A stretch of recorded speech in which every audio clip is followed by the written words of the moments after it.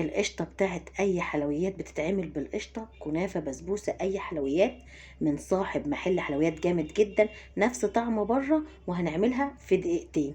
تعالوا نشوف. أول حاجة بنجيب حلة بنضيف فيها كوبايتين حليب كبار، أو حسب الكمية اللي انت هتعمليها.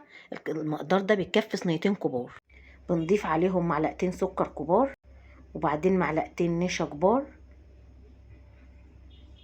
ومعلقة دقيق كبيرة برضو، ومعلقة كريمة دي اختياري، كريمة سايبة، كريم شانتيه دي اختياري، لو عندك حط، لو مش عندك ممكن تستغنى عنها، بس هي بتعمل طعم حلو. حطيت نص معلقة صغيرة فانيليا، ودول معلقتين قشطة من قشطة الحليب اللي انا حطيته، قشطة عادية من بتاعة البيت، وبقلب على البارد، وبعدين برفعهم على النار. اول ما بتتقل وتبقبق كده وتغلي، لازم تغلي عشان خاطر الدقيق والنشا يستووا اهو زي ما انتم شايفين. وبعدين بضيف مكعبين زبدة صغيرين او مكعب زبدة كبير، وبقلبه طبعا هيسيح على طول عشان خاطر هي سخنه، وبنزلها من على النار وخلاص. هي كده خلصت، ما كملتش معانا دقيقتين حرفيا.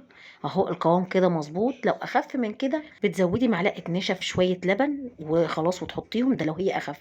لو هي اتقل بتزودي لبن عادي لحد القوام اللي انت بتحبيه. وبجد الطعم كده زي اللي بتشتريه من بره بالظبط. انا كنت على طول بعملها، كانت بتقلب معايا بطعم مهلبيه، لكن ده فعلا زي اللي بنشتريه من بره. غطيها بقى بستريتش او كيس عشان ما تعملش وش معاكي، ولما تبرد هتتقل معاكي، تفكيها كده بالمضرب، هتبقى زي الكريمه وتستخدميها عادي. وكل سنه وانتم طيبين.